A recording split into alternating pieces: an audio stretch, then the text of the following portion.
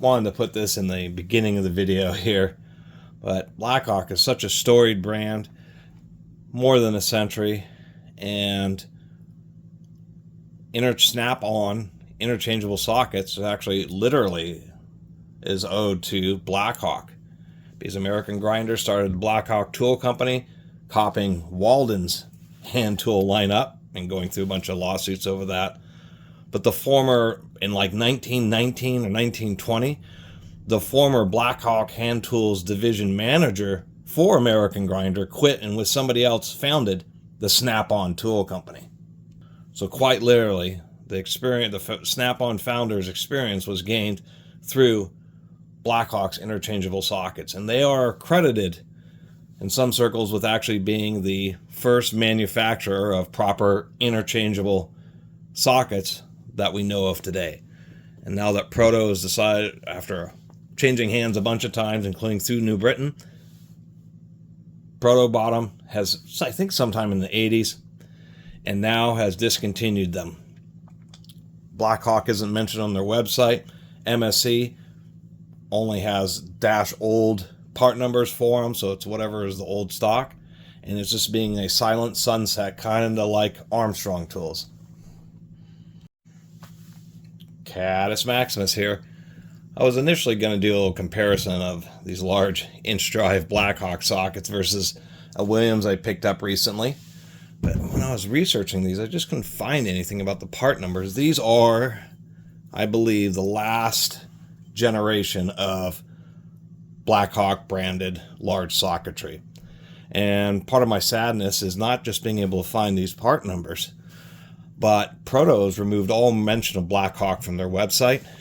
When you go to MSC, which is one of the largest industrial tooling and supply warehousers in the United States, they have old stock, but every one of the SKUs, the part numbers for MSC, all say -OLD, -old. And so BlackHawk was essentially the Proto's version, and even New Britain's version, of what Williams is to Snap-on, which is essentially socketry that's just as good at a lower price. Like in the case of these BlackHawks when Proto owned them, is that these aren't made in USA, so that's how you know that they're near the last generation, because BlackHawk was American made for a long time. But what that allowed them to do is some nice touches. We have a nice bevel here, a nice bevel there, nice bevel there, a nice recess here to get your ratchet and get the socket on the attachments more easily. Where Williams, a lot of their stuff is still made in the United States, and they're actually still being made by Snap-on versus being sunsetted like BlackHawk, like Proto did the BlackHawk. But in order to do that, they don't blind broach. Blind broaching is, of course, where they clear out that material at the bottom of the socket, just giving you a little bit of extra reach. They save a little bit of money doing that. And, they don't do very nice bevels. This is a little bit rounded, more from being ground, I assumed, or maybe that's just integrated into the forging die. And they don't have a recess there. I had to do a little sanding because this was a little mushroomed out.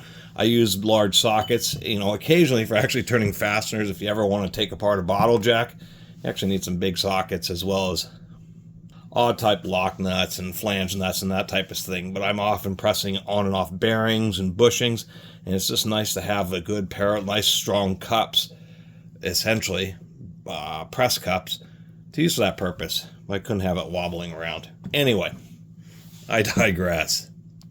Paid $25 a piece for these. Once again, they're the Taiwanese ones, but they got some particles in there. Pretty decent. This is not fluted.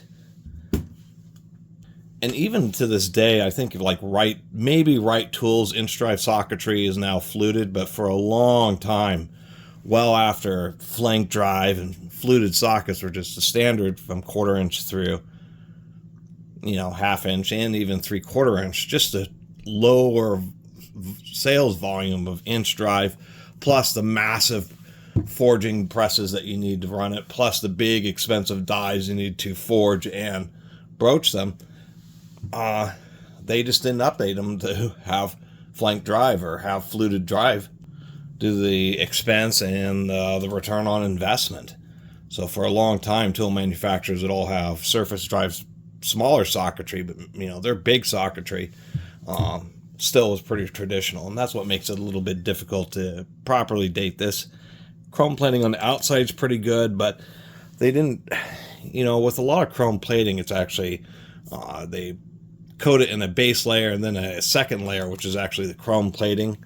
But a lot of times that base layer is only applied to the outside, and we can see how the inside, that's actually flaked away chrome. So these were, one way that they were saving money besides being made in Taiwan. But they are nice sockets. I'm sure the steel is just as good. It was just that they were overseas, and Proto was trying to push more of their house brand. And I suspect these are from the 90s or the early 2000s.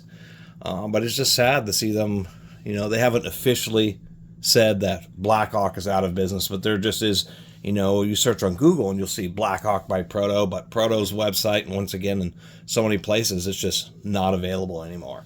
And it's a real shame. Plus, I paid $25 a piece for these sockets, which was a bit of, actually, it was more than reasonable price for large socketry. I got a 3 1/8 inch and a 3 inch for $50, and especially in this condition, a lot of times heavy socketry will get, as a matter of fact, the Shell, my favorite tool store, had a bunch of big sockets, but a lot of them had either been machined down to be extra short. They actually had been lathed to take some diameter off the walls to get at certain places. So there's a whole bunch of just totally butchered sockets. Because when you're spending the kind of money that these were retailing at, I suspect that each of these sockets was anywhere from easily double the price, $50 to $100 per socket. They're just not cheap. But compared to even the Williams, even though the Williams doesn't have like a chamfer and that type of stuff, I overall think besides them still being around, I still think that they were better quality, because Proto was really starting to chintz on BlackHawk. Still a great socket. I'm glad to have picked it up. But this is a 2 3/4 inch Williams and a 3 inch BlackHawk. And the BlackHawk is just a touch shorter, which doesn't do much to indicate quality. But relatively speaking, if we compare the diameters, there is not as much difference between the diameter of both these sockets as you would think, even though there's a 1/4 inch drive difference, because the walls are relatively thicker on the Williams than they are on the BlackHawk. Plus, the Williams still kept a traditional, a lot of inch drive has retaining pins, not ball detents. So they retain the button that makes it easy to remove the socket, where this is just a through drilled hole. Kind of like impact sockets, but they're not impact. Other than that, they're about the same. Here's a American-made Wright. Wright is still around and making socketry, but not much to tell the difference. It's all gets pretty darn similar at these drive sizes, but it is true the Williams does set itself apart. Anyway, my impetus is, if you do need to work on fasteners of these sizes, either you're using an impact wrench, and if it's in a situation where you can't get an impact wrench, and you're doing manual socketry and usually torque multipliers, 12 point makes it a lot easier to get the socket onto the fastener. And with the amount of surface area that you're dealing with regarding fasteners like multi-inch or 50, 75 millimeter, 100 mil, which is what this is. That's 75 millimeters, 76.2. You're not so worried about stripping out the fastener, because if the fastener strips out with a 12-point socket, then you're basically going to have to torch it out anyway.